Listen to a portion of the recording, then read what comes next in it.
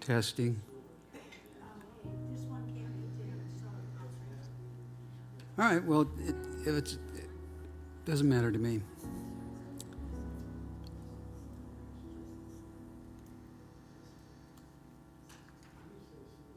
Well, we'll just wait a few more minutes in case, because there was a lot of traffic out there. Did people notice that? There was a lot of traffic. Traffic. Remember that from Saturday Night Live?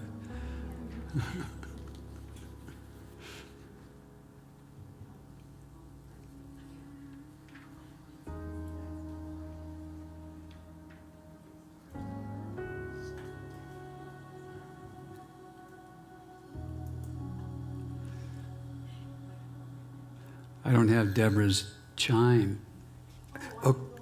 Oh, you can? Okay, great, thanks.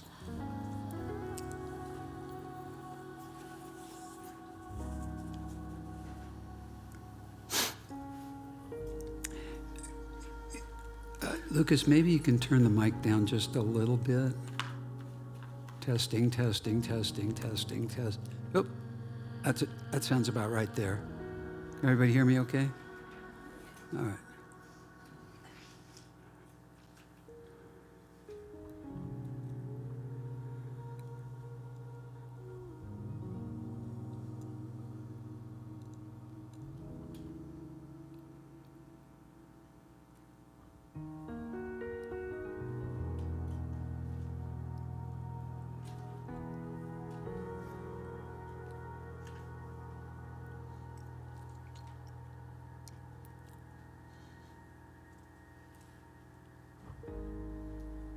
When does daylight savings end? November 7th. I mean, it's already getting dark so early. And it might be why we have fewer people. I mean, I don't drive at night. I mean, yeah, if you see me driving at night, you want to get out of the way.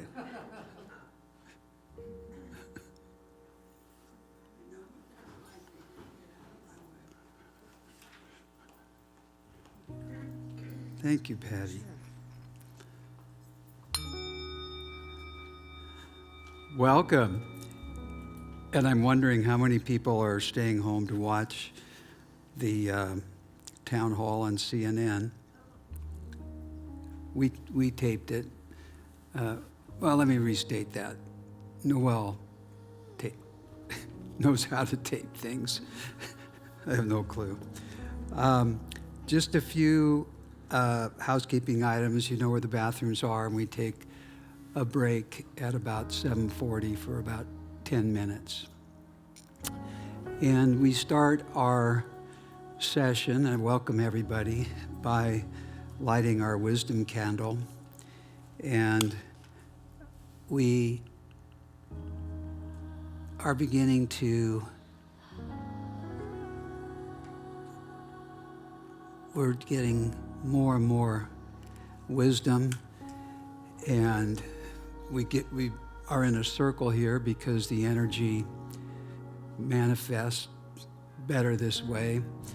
And we also have this sacred space, and it's my feeling, and I hope you agree, that as we've shared our stories over these last 5 weeks so far, by sharing our stories, we create some intimacy, we create some trust, and we get a feeling of freedom from that, from coming and sharing our stories. And that, I believe, has really created a sacred space here for us. I definitely feel that. As I've mentioned, I haven't mentioned it in a few weeks. Well, I have mentioned that the Awakening the Sage program is an outgrowth of the book written by Reb Zalman, From Aging to Saging, a radical new approach to aging. But I haven't mentioned in a few weeks that I am an intern in the program. I have to complete so many hours of workshops to get my certification. And I'll mention that if anybody's interested in becoming a certified saging leader, you can talk to me after the workshop, and I'll tell you how you go about that. So let's just begin by taking. Oh, I want to also acknowledge my daughter Noelle, who helps me out immensely in every phase of my life. Actually, lucky to have children close to me, and Noelle's. I couldn't have done this without her. So let's just kind of relax ourselves a little bit, and just breathe in and breathe out and let go. It's hump day for some people. Most of us are probably retired, but you still have pretty busy lives, I'm sure. And let's just take another deep breath and be present. And another deep breath and be curious about what's next. We have many more adventures ahead of us, I'm sure. And hopefully this program is helping you expand your consciousness in a way that helps you see more opportunities in this stage of life. Tonight we're talking about discovering the gifts of the emerging elder, and this is kind of the capstone, if you will, of where we've been over the previous 5 weeks.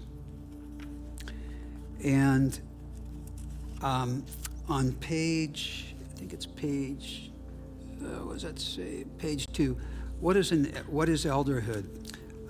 Because that's what we're becoming. We're becoming wise elders. We're becoming sages. It's a process. It never really ends, but these workshops are aimed at helping you make small steps. And as I mentioned, it doesn't just end with the workshop. There's just ongoing work. And if I can have a volunteer to read on page 2, what is elderhood?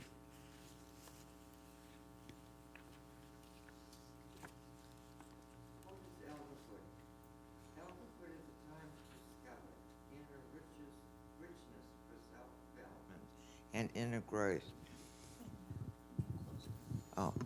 It is also a time of transition and preparation for dying, which is at least as important as preparation for a career or family. Out of this time comes our sages, healers, prophets, and models for the generation to follow. From Gay Lucci's Longer Life, More Joy. Thank you. And I think that's an important concept, the generations to follow. You may have heard of the word generativity. That word means that we want to leave the world a better place because we've been in it. You know, as elders, we feel inwardly, just intuitively, that it's our place to leave the world, help make the world a better place for those that follow.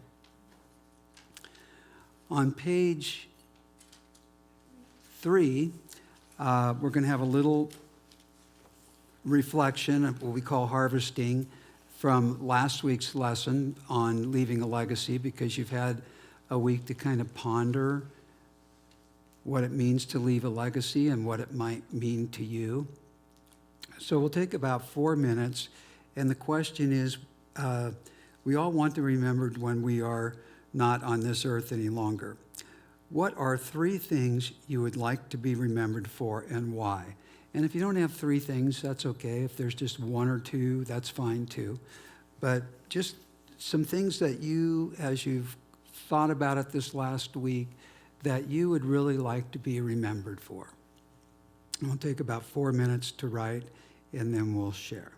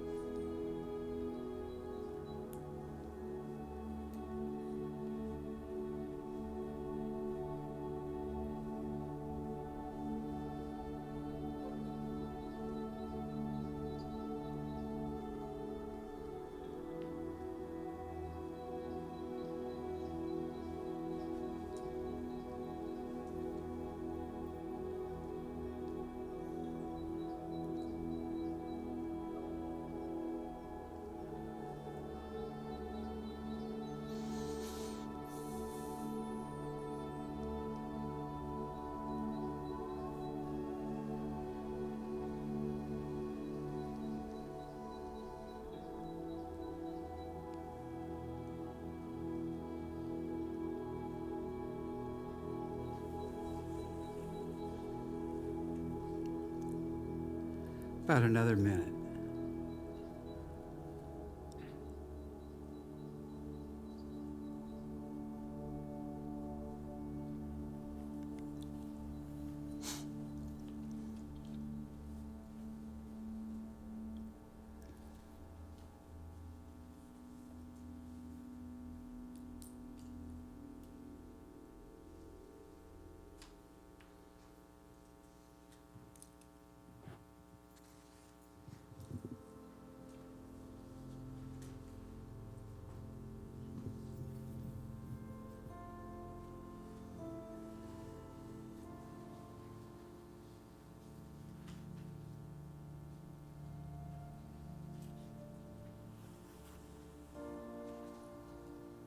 About 30 seconds.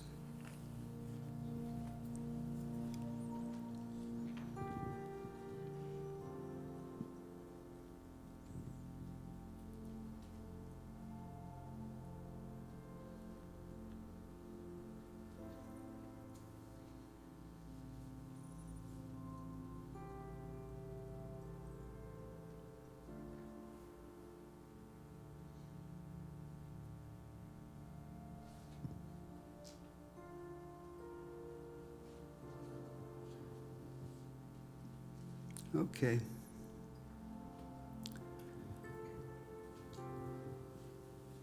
So what do we want to be remembered for? Oh, thanks, Patty. Thanks, Get the Patty. microphone, please. Friendly, honest, and quiet. Your wife likes that too, quiet. Thank you for sharing. Thank Love you. of my family. I got all grandsons, 4 of them, and learned a lot about having guys around. My humor and looking out for people. We go to the coffee shop quite often, and there's 2 women in there that are deaf, they have no hearing at all. And one day I walked out and put my hand out and slapped it. So now it's a ritual. The way I say hello, and they know what I mean, even though I don't know sign language, and they don't hear it anyway. But they are just delighted, and it's fun to do that. And have a great big smile. Yeah. There's so many little ways we can leave a legacy, and that's a great example. I would like to be remembered for being a kind, loving person, because that is important to me. And also that I did my best with what I had to work with. So mine is, I'm just going to tell a short story. So when I retired from the state earlier, and it was during the time of COVID, my retirement party was virtual. So it was jammed at the end of our monthly Workforce and Economic Development Division meeting. And so my dean at the time did a whiteboard so that people could write notes, which I thought was very cool. I liked that. But when you're retiring virtually, you don't get to hug people. You don't get to spend a lot of time thanking them, and there were no gifts. However, these were the gifts. People did say, my colleagues did say what they remembered me. Only 2 people said, wow, you did a great job with that project. We loved what you organized a statewide, whatever I was doing with my, my profession. But everybody else said, you came by just to check on me and see how I was doing. I had a new baby, and you asked if I was sleeping okay. And you were kind. You paid attention to me. We had a Halloween party. It was my birthday in my cubicle, and that was really cool. And most of all, you were a good example of how to take good care of yourself and other people. So I didn't expect that. I thought it was going to be like, hey, you did this, you did that, and you managed this, all those other things. But it was more what Susan just said. And I co-create community wherever I go, because community is really important to me. Thank you. Awesome. Anybody else?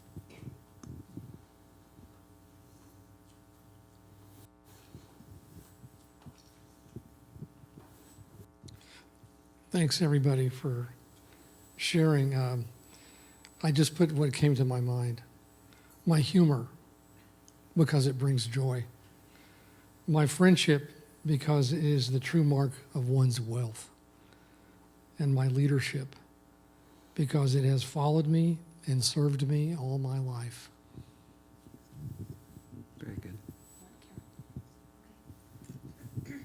I wrote a lot of them, but the one that stands out was to receive and give love, my sense of humor, and my kindness, thoughtfulness, and caring attitude.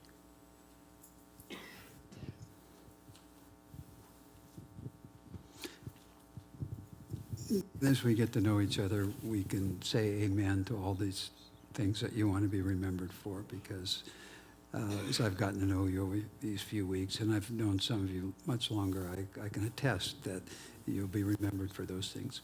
Okay, so the next exercise is to write 3 things you don't want to be remembered for. No, just kidding, just kidding. Well, okay. Yeah.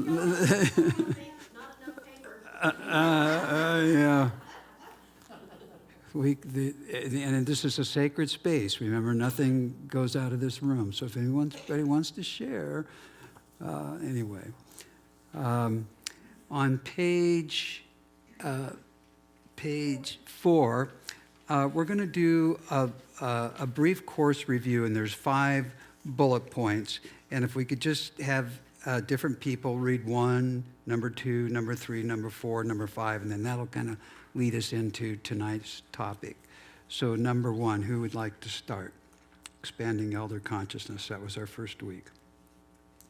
In expanding our consciousness, we see that negative images of aging hold us back. In this workshop, we begin with ideas that getting older and becoming a wise elder, a sage, are a positive and natural part of life. By living with more intention and awareness, we are able to experience this stage of life with more positivity, more joy, and more gratitude. We now make life choices from a deeper spiritual awareness.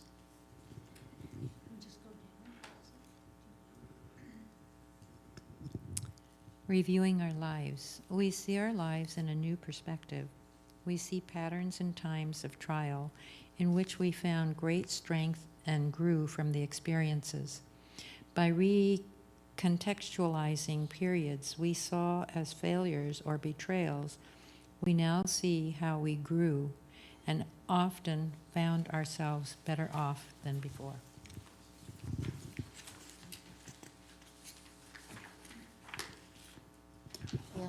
Healing our relationships by forgiving ourselves and others, we may now move forward having more peace, gratitude, and compassion.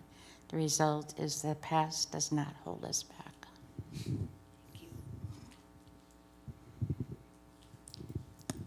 Embracing our mortality. As we face our own mortality, we become aware of what is really important to us. Then we may begin to make concrete plans to complete our life goals while living each day to the fullest. Leaving a legacy. We want to be remembered and leave a legacy. The seemingly trivial things we do can leave a significant legacy. We see that our legacy does not end when we retire, but that our most significant legacy can be generated in the twilight of our lives. In fact, we often leave our most impactful legacy in our elderhood. I was watching, I can't remember whether it was CNN or ABC News or something, and it really struck me. There was a young woman who was dying of a lung disease she was born with, and she was in her 20s. And as fate would have it, or as Providence would have it, depending on which side of this you're on, a young woman was killed and had gifted her body parts. And so this young woman who was dying of this lung disease got a full lung transplant as a result of this generosity of this woman, young lady, and her parents. And I thought about that. I thought, what a legacy, 2 or 3. And then the young lady who got the transplant ended up marrying the brother of the girl that passed away. Wow. But I thought, what a legacy that will continue on for 1,000 years, because this woman would have died without this transplant. So it's a lot of little things that we can do that can have a huge, huge, huge impact. And that leads us into tonight's discussion about discovering and using our gifts as an emerging elder. And on page 6, thank you, if we can just have somebody, and if you want to read just one paragraph and then pass it to the next person, that's fine, but as an introduction to this stage, thank you. As we become more engaged in saging work, we may find ourselves called to be of service in a variety of ways. Reb Zalman says, elders have an essential role to play in service to self, family, community, unity, and the world.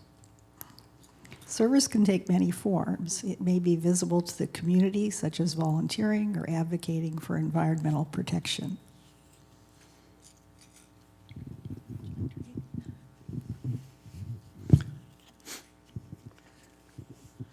Maybe it's personal, such as being completely present when interacting with the grandchild or infusing meals we cook for others with our love and care. What is important is not the form of our service takes, but rather our willingness to bring our best to whichever ways of serving most reflect our gifts and abilities as we age. And that's the important part. It's not, we don't have to do huge, big things. And I did give a little plug to Unity there in paragraph 2. because I know everybody in here in one way or another does share their gifts here. There's board members, and I know Rick runs the men's group, and I can't see everybody, but I know there's a lot of gift giving to unity in this room. Now, our poem, and Rick, you're such a great poem reader. Thank you for the compliment. I did win first prize in a poetry contest one time. In high school. A gift to the world.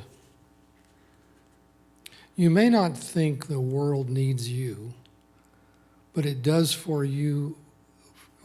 But it does, for you are unique, like no one that has ever been before or will come after. No one can speak with your voice, say your piece, smile your smile, or shine your light. No one can take your place, for it's yours alone to fill.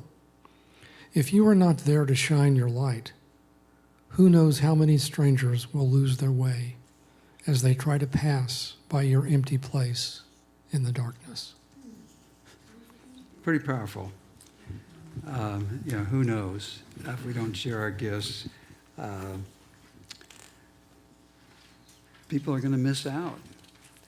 And we've been spending 5 weeks kind of preparing ourselves for this role as elders.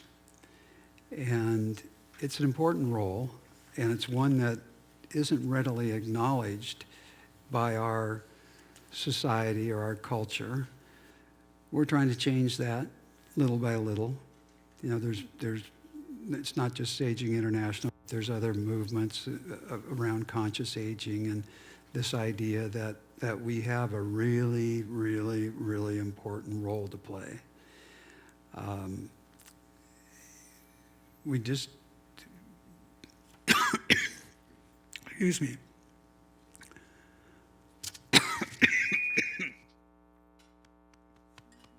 Oh, thanks.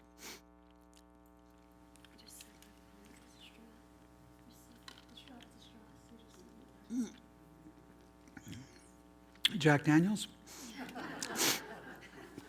I knew it. Oh, this is really a great poem, and it came with my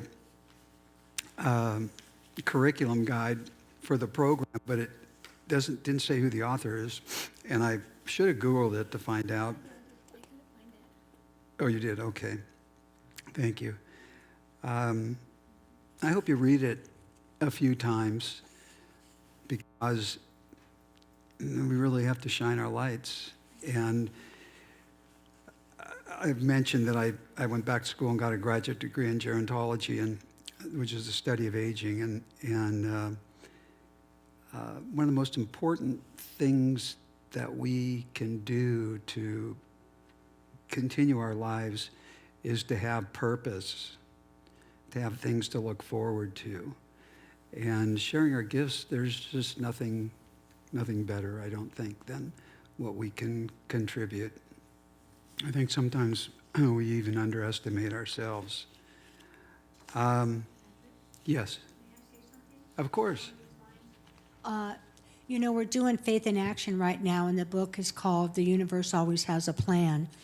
And in the last 2 chapters for the week 2 or 3, I can't remember which now, it talked about if you're shining your light and you're with someone who is maybe in the darkness, maybe struggling, having a rough time and stuff, then don't go into the darkness with them, but to shine your light so that you can bring them up into the light rather than you go down into the darkness. It doesn't mean not have compassion or listen to them or anything like that. Obviously, use your compassion and everything, but shine your light. And your light will help them come out of the darkness. So I thought it just made me think of that with this poem. Was just wonderful. Thank you, Patty. Yeah, it's just so true. We never know when we'll have an opportunity to share a gift. And so talking about that, on page 8, thank you, examples of gifts you may have. And if we can just start anywhere and just say one and then go to the next person, the next person, the next person. So the first one is patience. Patience. Something I've worked on all my life. Compassion.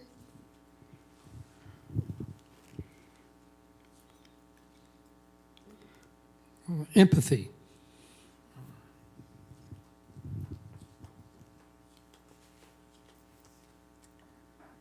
Creativity. Wisdom. Insight. Patience. Financial accruement. Organization skills. I'm going to add resilience.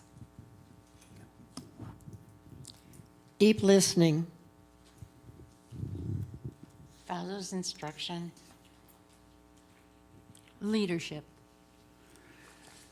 And this is just a partial list. I would add sense of humor to this. I think it was Maureen that said resilience. So you can add any of the other gifts that you think you may have or that you may want to develop more fully to this list. So the next page, 9, I assume, examples of ways you may use your gifts. And if we can just kind of do the same thing, just start somewhere and one at a time. And that doesn't necessarily mean in a court of law, but then it might. Yeah. Healer. Seer. Mediator. Oh, that's funny. I read that as meditator, but mediator is correct. Could be meditation leader. Teacher. Facilitator. Cultural historical storyteller. Cultural myth keeper. Mediator. Grandparent guard. Volunteer. Minister, chaplain. Friend. Companion. Legacy. Death counselor. So I think what we'll do is we'll take our break right now, and then when we come back, we'll go to the exercises. But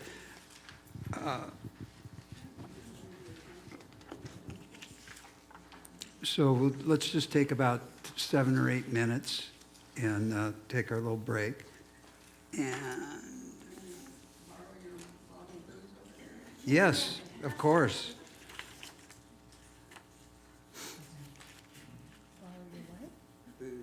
Oh.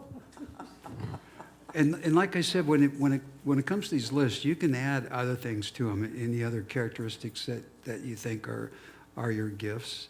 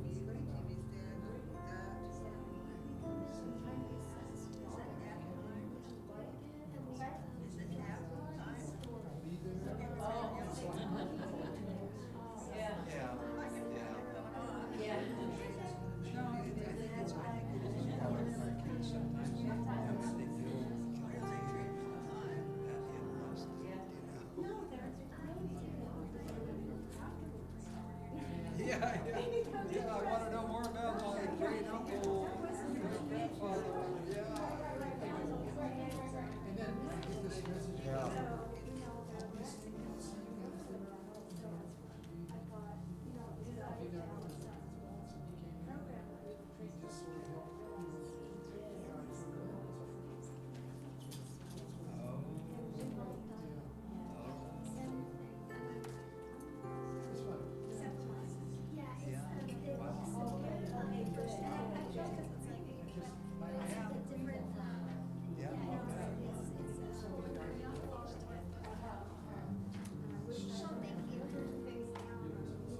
So when did your family, your mom, dad, and brothers?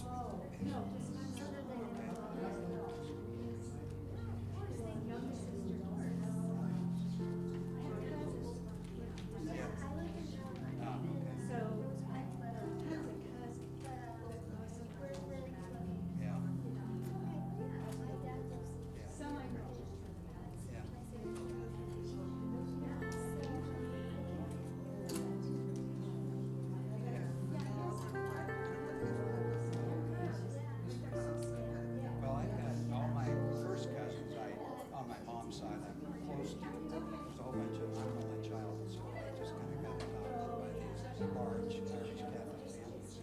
And so I see my cousins a lot. Passed away. Yeah, we have a big family reunion every year. Different generations now, and that's fun. So nobody's, they're second cousins or like cousins. And I'm not a cousin once removed. I'm an uncle. If you're older, you're an uncle. If you're younger, you're a niece and nephew. Yeah. Yeah, exactly. That's right.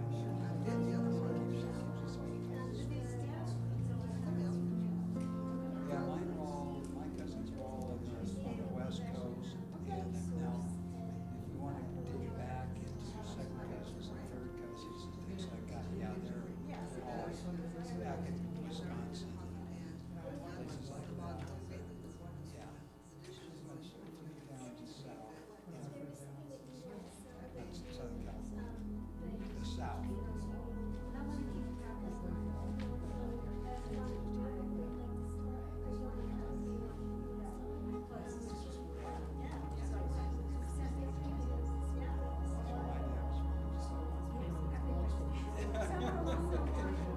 Somewhere there, far somewhere.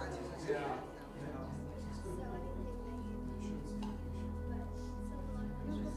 Testing.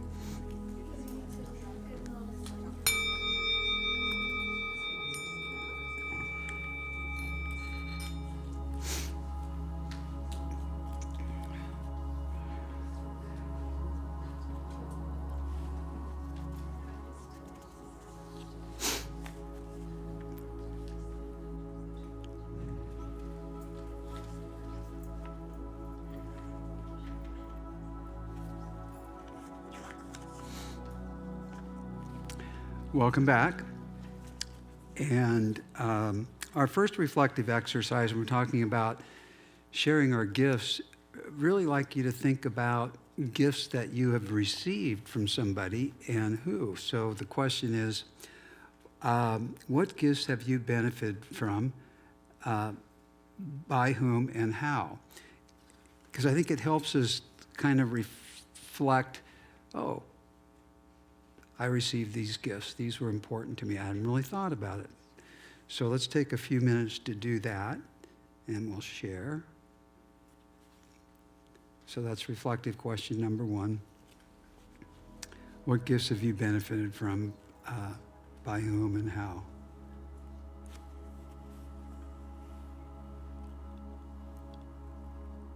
Yes. Oh, we're not ready to share yet. Or do you have a question? Oh, we'll share in a minute. So you may even have more than one. Gifts.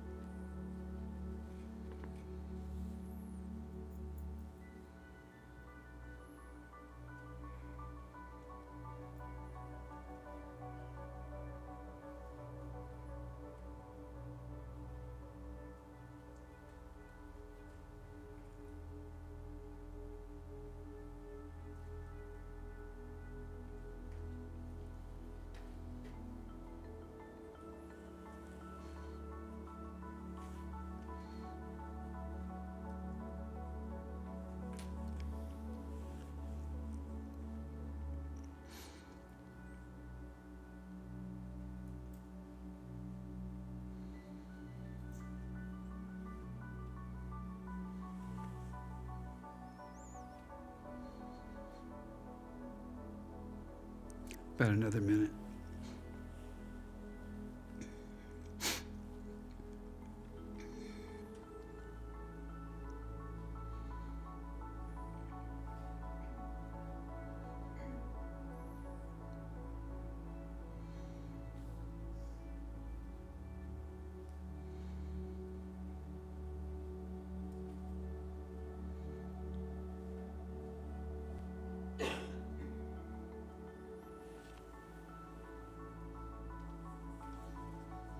About 30 seconds.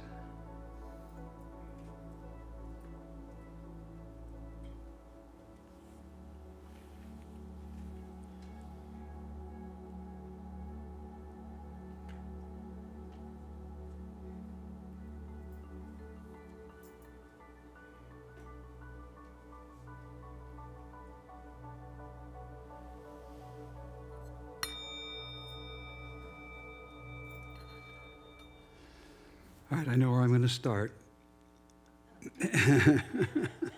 Okay, Ronnie. What a surprise. Okay.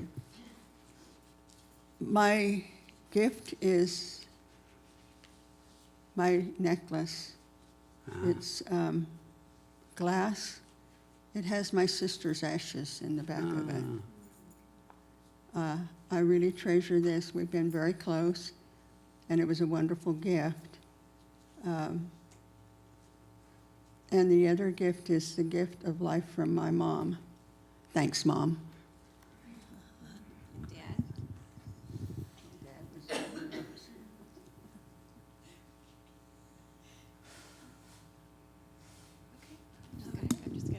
I'm just going to grab the mic. It's right here. So just like the rest of you, I almost filled out this whole page because there's so many influences and so many gifts from, my parents, their financial preparedness, teachers, I read voraciously, so thank you for all you people who wrote books and articles and journals and everything. My parents stayed married, which makes a big difference growing up in their values. And I want to thank all my boyfriends because I learned a lot, and I have had serial soulmates, so I like that. And also the patients in the hospital, learning a lot from how, the courage of what was encountered. And something might seem odd, but sports, knowing how to take good care of my body and my mental health, and my heart and my empathy, and colleagues, spiritual community like this. And there's a whole list of them, just like the rest of you have, because there's so many people who contribute to who we are. Well, mine is very short.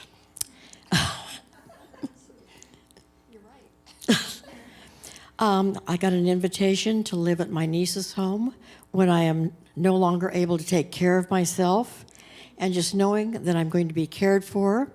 I don't know what that's going to look like when I'm 110, but if I can still drive to Idaho, I'm there.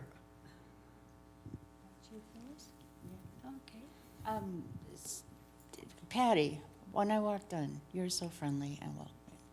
So you're someone that we forget how important we are just in the moment until that. And then I've got all the regulars. My grandkids they love me unconditionally.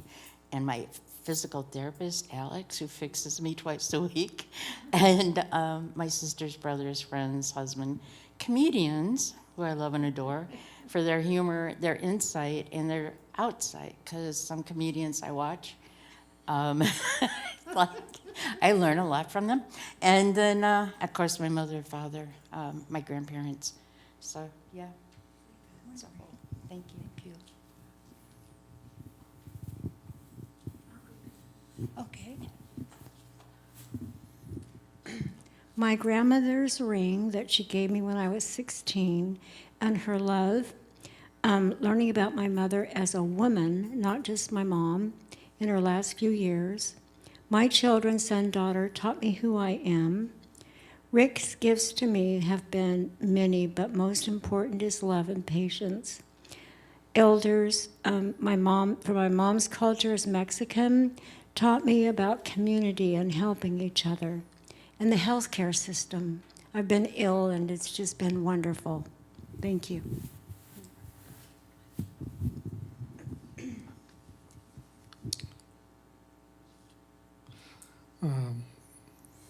First on my list, I actually wrote last. The gift of life and health, the gifts of education, ancestors, my life partner, my children, my grandchildren, school, college. I managed to cram 4 years of college into 9 years. My church, my spiritual community, a scouting program, my work and career, my financial planner, and my many in-laws and outlaws, and so many material things. Much to be grateful for. Okay.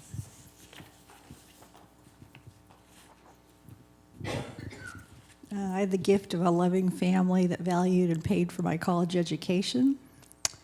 My husband, Ken, and the gift of healing that he's given me and allowed me to learn that I am worthy of love. Gift from my father of critical thinking and love of science. Gift from my mother, her faith and community and her hospitality. And wonderful teachers, one in particular who made every child in the room feel special. And I did things as a sixth grader I wouldn't have dreamed of, but for him and his encouragement. My sisters, for their humor, our shared history, and their support through all circumstances. And some good friends, and also spiritual community, and discovering unity many years ago. Well, for me, I'm going to share what a lot of people shared, and I think the gift of humor. Oh my gosh, the gift of humor is just wonderful. And the other thing for me, I wrote a couple stories. I'll share one. The monks were here at Spiritual Life Center this week for 4 days. And the first day they were here was intimidated because I didn't know how to be around monks. And as time went on, I realized monks are people too.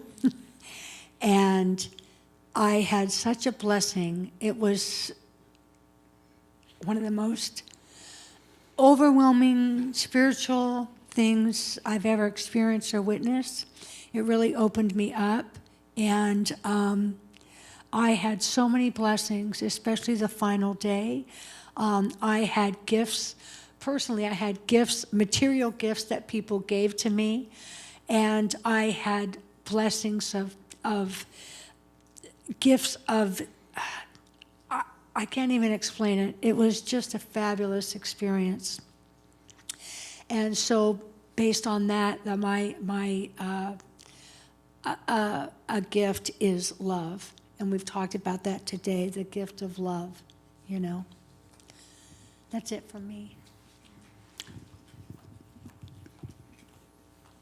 I've already shared, but I wanted to say something about Patty and Elaine. When we were having dinner tonight, they were laughing so much, and it's so nice to see them laughing because there's so much stuff going on they're responsible for. And if you all saw when Harry met Sally, the scene in the diner, I'm not gonna go into it, but I just looked at them and I said, I'll have what they're having. Thank you. All right, Betsy. This is really new for me, so just the gift of bravery. What I first started out with was acceptance and trust of people, the service I do, trusting me and receiving my guidance as to what they're explaining they want me to do for them.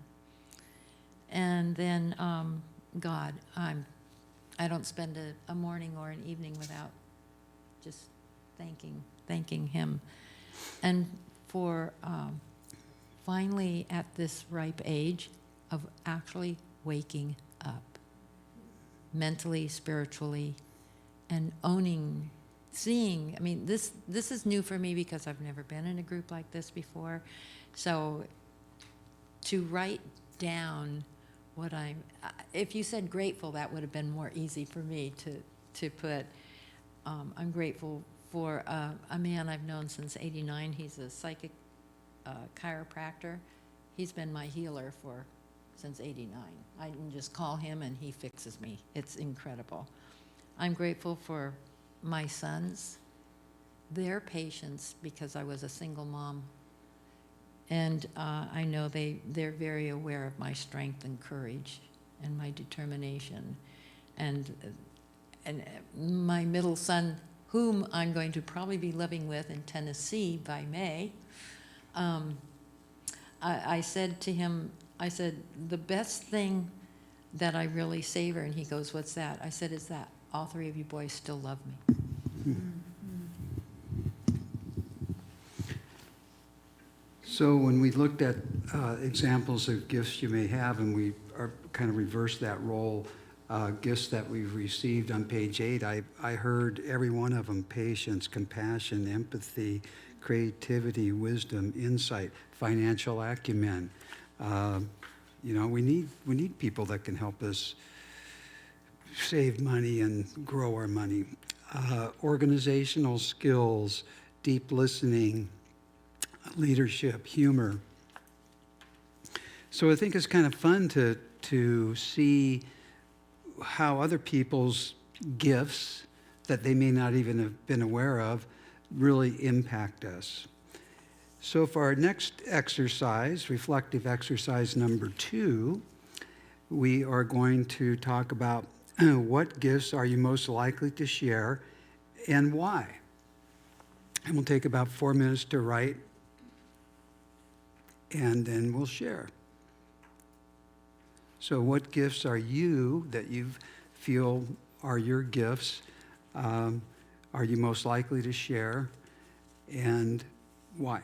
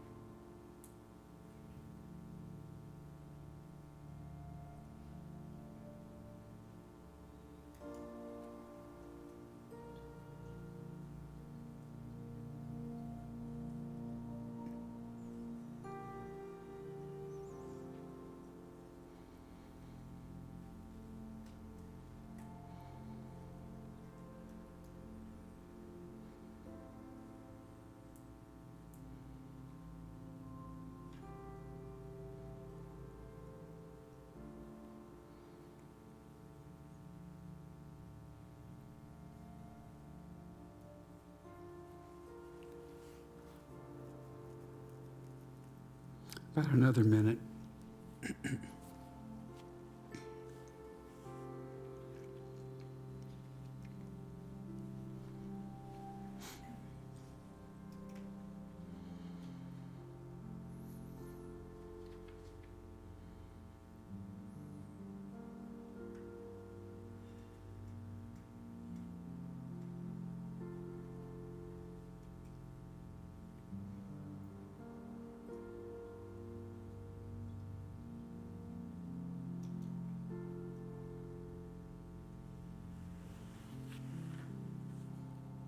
About 20 seconds.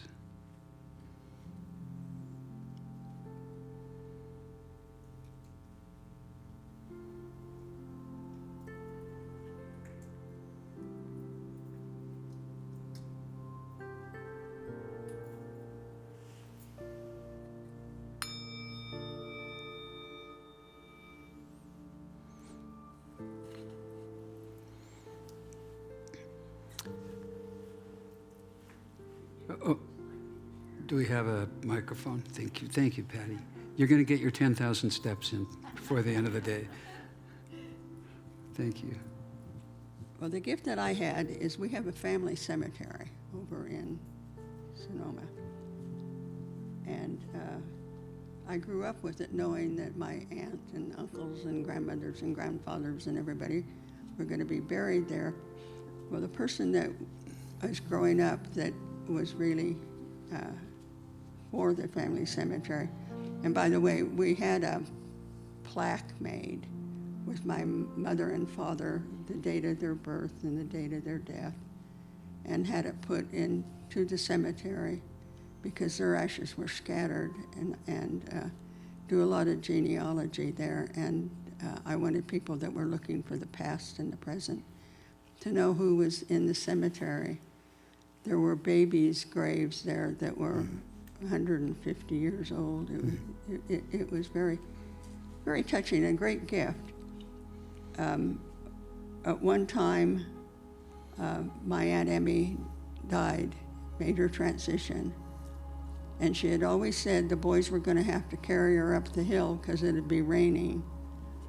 Well, they didn't have to carry her up the hill, but when they got out of the hearse and through the gate, the lid to her coffin flew open. And here we were, hysterically funny, as they always had been told, it's not going to go the way you want it to. So my aunt is happy now. She's buried there right next to my Uncle Tom. And we put the head plaque near hers and Tom's grave too. And not only did the lid to her coffin fly open, but we had there on the ranch down at the bottom of the hill is mineral water. And the first thing you have to do is get the dead frog out of there.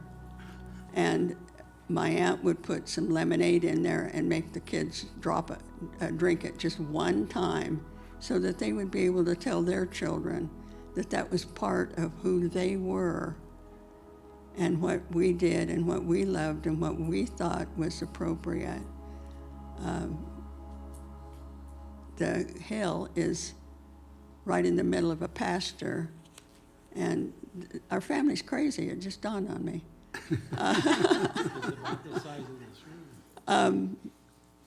My cousin said that when they put the fence up to keep the cows from pooping on the graves, that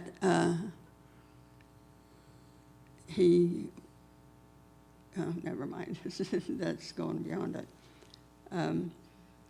Anyway, it was fun, and I think humor is a really occurring thing. We all felt very bad when our family left us, but we knew that we could be there too, and that who we had loved and the fun we had. My aunt was the postmaster at Yorkville, and a lot of good stories about the parties after the people were all there. Oh, we got to see each other more than just when we go to a funeral. But we didn't, and we haven't been to a funeral in several years. But it's good to have a family custom. So Good luck to you guys. That's a nice gift, a family custom.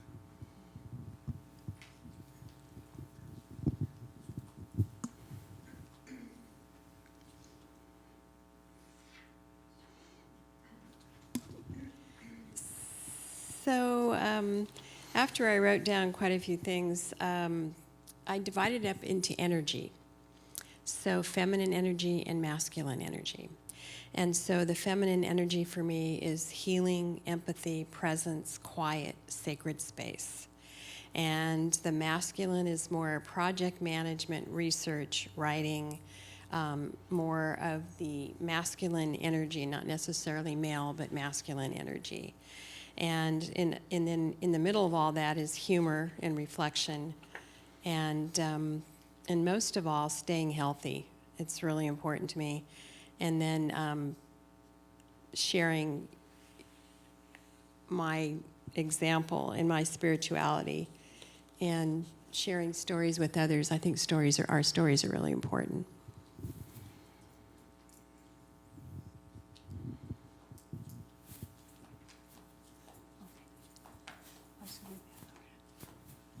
Thank you. Well, my gift is to the animals in my yard because I like to talk to the birds and the lizards and even the flies in my house. Sometimes they're fat, and I tell them, "Are you having babies?" And they always look at me like, "Okay." My patience with young people, my grandsons, donations to nonprofits, asking people about themselves. I think it's important to show an interest in people, and a good sense of humor.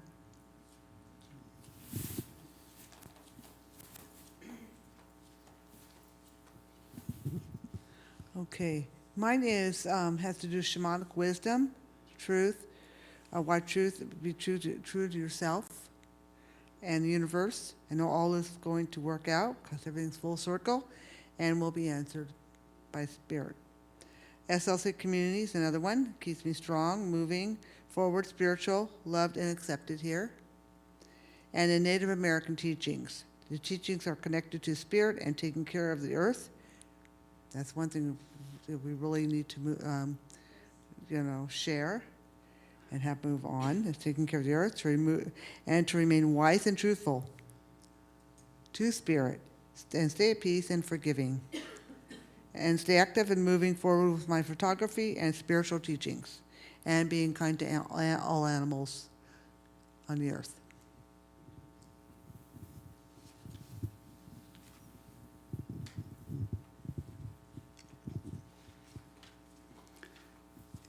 In another way, perhaps, to have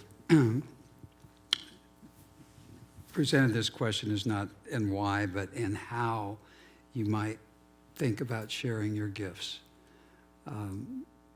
With that context, does anybody have any thoughts on how they would, where and how they might share some of the gifts that they have? Because the idea is we want to be, yes. Well, I think I have a lot of things that I share. Okay.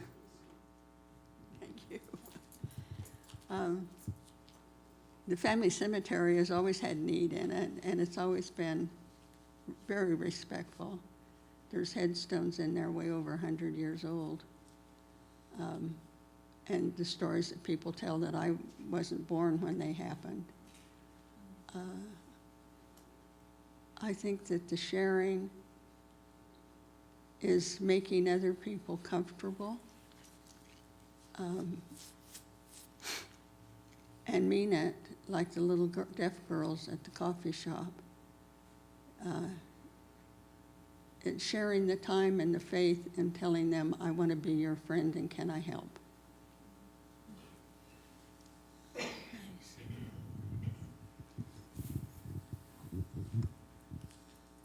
So the object here is to really get us thinking, about the gifts that we have, and we've identified some of those, and really get us thinking about how and where and with whom we might share those gifts. And of course, we have unity here. But other ideas of how we might share our gifts with whom, how, when, where.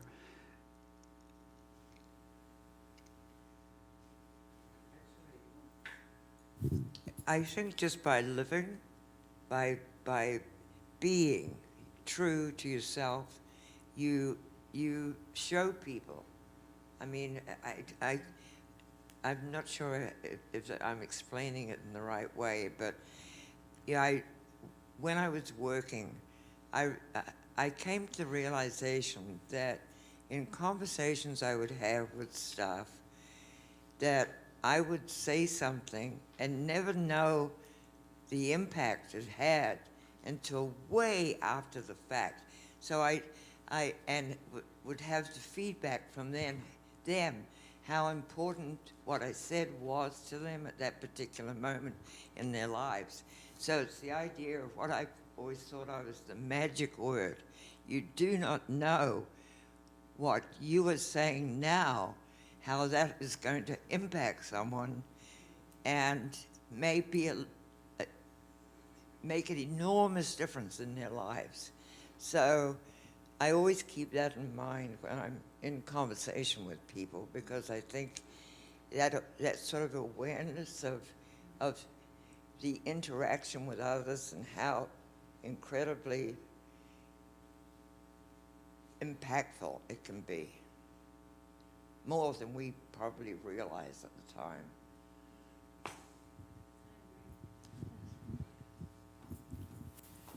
I think that's really important what you've said.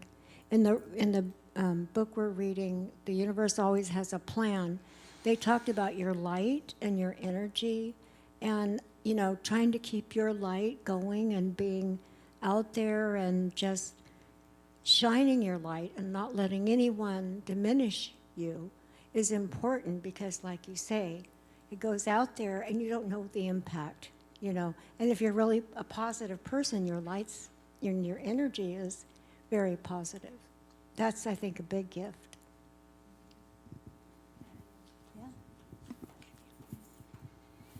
I go along with that. In fact, at one of the meetings I was saying, it's by, oh, now I'm not going to remember what it was I said.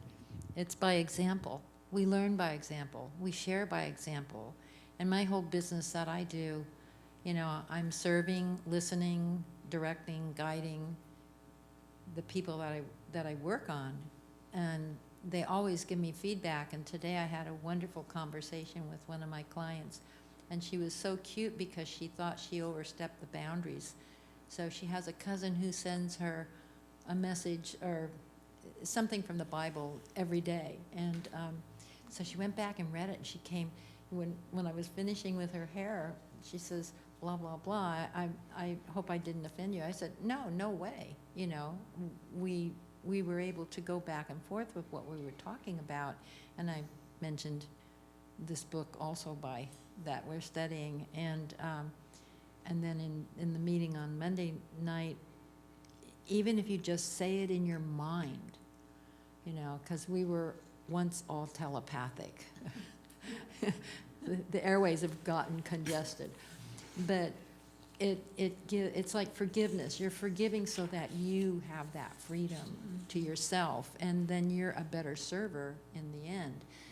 And so practicing some of the things from this book, just by saying thank you, whether, you know, there's no discussion of who's right or wrong, just thank you, and what have I learned here? And it was very, very freeing, to the point that I could feel my soul filled with so much love, just overflowing. So by example was the biggest gift, I think. That's wonderful. I was just going to share on, I turned 70 a few years ago. My daughter contacted everyone on my email list to send in a little film of something about me. And it was amazing. It went almost an hour, all the different people. And you don't know when, how, and where you impact people. They remembered places and times and things I had no idea were remembering, but it was really important to them. And then my husband just turned 75 in September, and she did the same thing for him. And again, I was just amazed at all of these people sharing all these really personal memories that seemed like nothing in our day, our life. and yet really impacted them. So I just wanted to reconfirm what you were saying, that what we do every day we may not know is a gift until much later. So, and then along with you talking about what are we going to do, I have a biology major. I love science, and I love teaching it. I did Girl Scout hands-on boxes, and right now my 6-year-old granddaughter thinks I'm the goddess because she loves science, so we build a lot of vinegar and baking soda. But when you get older, you think you're useless and there's no purpose. And it's occurring to me, like, we have meetups for adults and young adults, but we don't have for kids. And it would be really cool to have meetups where parents, you could get together parents, and I could do science things like I did with Girl Scouts. So you just gave me an idea, and I thank you. This is something I'm very good and very passionate about that I could share. So, okay, that's all. Thank you. And I'm going to talk a little bit about, in a minute, about what you talked about Girl Scouts, because that brings up something. Anybody else want to share on this particular question? Patty?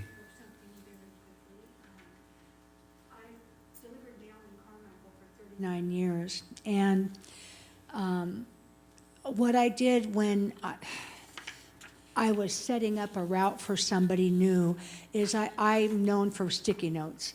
And I would write sticky notes on some of the mail saying, you're almost there, you can do it, words, things of encouragement.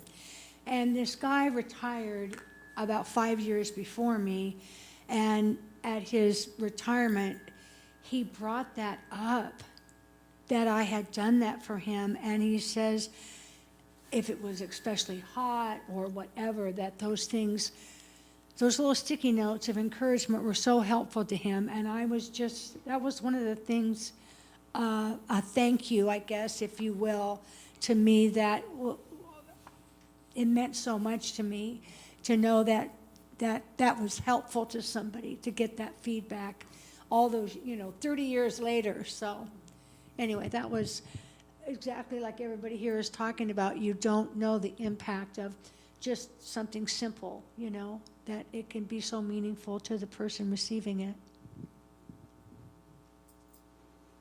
Thank you. So we're going to skip number 3. It's not that impactful, but I do want to mention that, well, I'll save that. On page 13, tools for, what does that say? Integrating saging into your community. So most of us are the senior members of our tribe. So there's just a little attachment about acting as the elder sage of our tribe. And that's really what this program is all about, becoming the elder statesman of our tribes. It's important, and we have this really incredible role to play. The other attachment, and this goes back to what you were talking about with Girl Scouts, and that's the experience of mentoring and intergenerational work. So I'm a Rotarian. We do a lot of work with high school kids and things like that. So this is also an important role for us to think about. And I don't know if anybody in this room is part of the youth group here, but this is also important that we're all going to have our different things that we do, the way that we give back, and our method of generativity, as I talked about earlier. But this is important work, is mentoring the youth. We didn't grow up with social media, and these children are growing up with some incredibly bad influences. I mean, we had bad influences, Elvis Presley and Annette Cello. But remember that? Shaking his hip. Oh my God. Anyway, it's important work. And I want to say that I've received a great gift here. You've all given me a gift by participating and sharing. It's been incredible. And I know that gift is shared by all of us. We've had some incredible experiences and insights and things like that. I continue to have insights. I was thinking about forgiveness and realized that I have some work to do in that area. But this has really been a gift for me to be able to, like I say, just the sharing and the trust that you've exemplified in talking. And I know for some of you, it's not been easy to talk about certain things. And I sense that you've grown a bit through the process. And in ending, this poem, Youth by Samuel Ullman, where is it? Oh, there it is, on the very back page. This just always resonates with me so much. So maybe we'll each just take a paragraph and go around. This is the poem that we ended the first week with.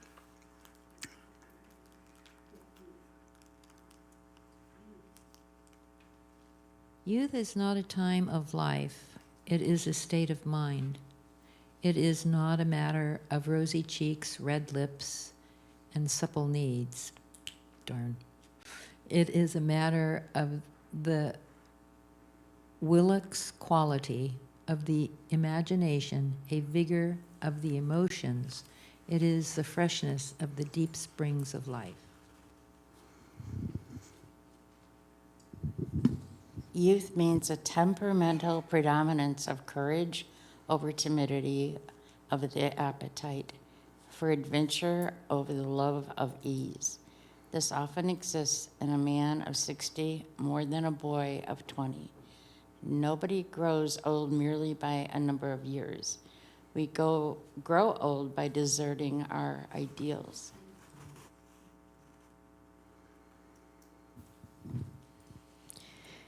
Years may wrinkle the skin, but to give up enthusiasm wrinkles the soul. Worry, fear, self-distrust bows the heart and turns the spirit back to dust. So whether 60 or 16, there's in every human being's heart the lure of wonder, the unfailing childlike appetite of what's next, and the joy of the game of living. In the center of your heart, in my heart, there's a wireless station. So long as it receives messages of beauty, hope, cheery courage, and power from men and women and from the infinite, so long as you are young.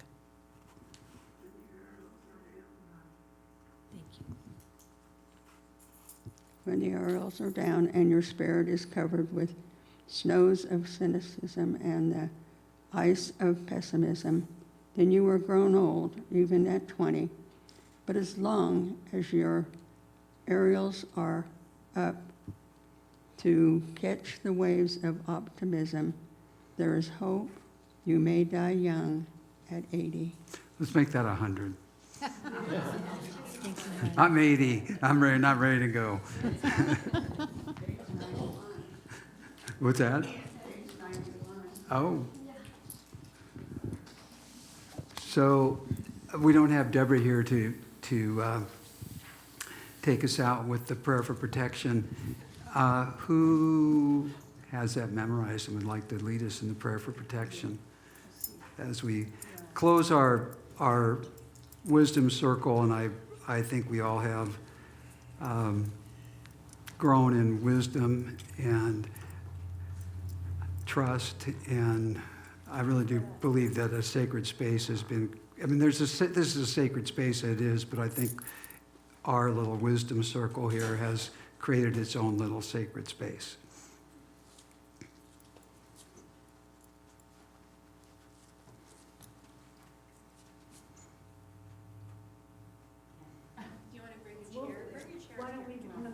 All right, well, Well, we have a moving circle here. It's a wise circle. It can go many places. First, before we I'd like to thank Patrick so much. It was a wonderful series. I've said it before, I will say it again. You've been an excellent facilitator. It's been Thank you. outstanding. Thank you. All the people that participated. Yes. Thank you. Thank you. The light of God. Someone says, I am the light of God. The light of God who flows us. I am the power of God. Our Lord says, I am the power of God. The presence of God works over us. I am the presence of God. Wherever we are, God is, and all is well. Oh, thank you all. God bless you all. Where's Deborah when we need her? Really, I should have had her written out. They are tough to get out of there. I know it. I'm like, oh my God. The last couple chapters are about tribes. Yes. My daughter goes to Sierra Leone, Africa, Oh, really? and she was there, and she saw this man, and he was a tribal chief.